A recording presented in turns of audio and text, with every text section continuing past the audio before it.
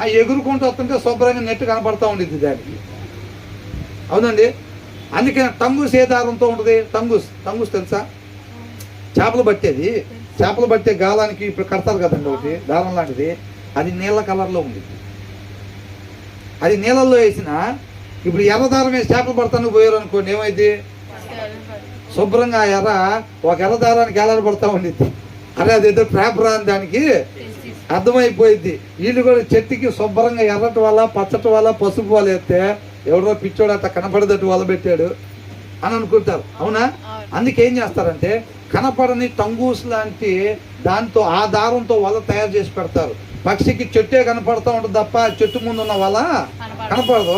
ఇది డైరెక్ట్ గా పోయి ఆ చెట్టు మీద కొమ్మ మీద వాళ్దామని చెప్పి ఇది డైరెక్ట్ గా పోయి ఏమైంది, వలలో ఇరుక్కుపోయింది. ఆ రెక్కల దాంట్లో ఇరుక్కుపోయిందా తెలియదు. అదే ఇక్కడ ఏదో ట్రాప్ ఉందిరా వలలో ఇరుక్కుపోయాం మనం అని దానికి అప్పుడు దాకా తెలియదు. వల కనపడకుండా పెడతారు. వీళ్ళు కూడా ఏం మాట్లాడుకుంటారంట? They talk about hiding their snares అంట. అంటే వాటి వలలో కనపడకుండా ఎట్ట పెట్టాలా మనం, కస్టమర్లకి డౌట్ రాకుండా వాళ్ళ 2 కొంటే 5 ఫ్రీ, కల్తీ అనేది కనపడకుండా వాళ్ళు ఎట్లా సెట్ చేయాలి అని మాట్లాడుకుంటారంట వాళ్ళు. నీతిమంతులు ఏం మాట్లాడుకుంటారు? మనం ఎండాకాలం సెలవుల్లో పిల్లలకి చక్కగా నెలకు ఒక పుస్తకం కాడికి ఆ పుస్తకం మొత్తం చదివించేటట్టుగా ఏం చేస్తారంట? నెలకు ఒక పుస్తకం కాడికి చక్కగా చదివించేటట్టుగా కొత్త నిబంధన అంతా పిల్లల చేత చదివించాలి.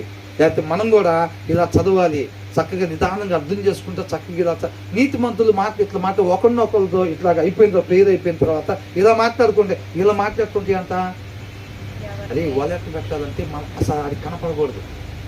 వాడిని మనం పడగొట్టాలంటే, అమాయకుడిని మనం మోసం చేయాలంటే వాడికి డౌట్ రాకుండా మనం ఎట్లా మాట్లాడాలి, డౌట్ రాకుండా మనం ఎలా డ్రెస్సింగ్ చేసుకోవాలి, డౌట్ రాకుండా వాతావరణం మన ప్రవర్తన ఎట్లా ఉండాలి. సార్ రండి సార్, ఏం కావాలి సార్? ఏంటంట వాళ్ళ ఆ విధేయత ఏంటంట? నిజంగా అట్లా ఉండేవాడైతే కల్తీ కలుపుతాడా? 2 డబ్బాలు 2 లీటర్లు 5 లీటర్లు కల్తీ కలిపాడంటే అవునా? ఎలా ఉంటాడు? సార్ రండి సార్, ఏం కావాలి సార్? అంటే ఏంటిది ఈ ప్రవర్తన? ఏంటి వాళ్ళ? సార్ రండి సార్, మన దగ్గర ఏముండదు, వారానికి పనికి పోయి వచ్చేవాళ్ళం. ఈయన ఆల్రెడీ పెద్ద కోటలో ఉంటాడు, పెద్ద డూప్లెక్స్ బిల్డింగ్లో ఉంటాడు. ఈయన మనం ఏమనిపిస్తున్నాడు? సార్ రండి సార్, మేడం గారు రండి.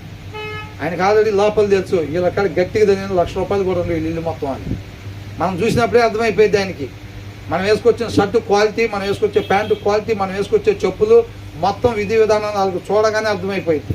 ₹1,00,000 ఎట్లాంటిది వాడతాడు, ఎలాంటి షర్ట్ వేస్తాడు, ఎలాంటి వాచ్ పెడతాడు, ఎలాంటి ప్యాంట్ వేస్తాడు, ఎలాంటి చెప్పులు వేస్తాడు, వాళ్ళకి తెలియకుండా వ్యాపారాలు చేయలేరు.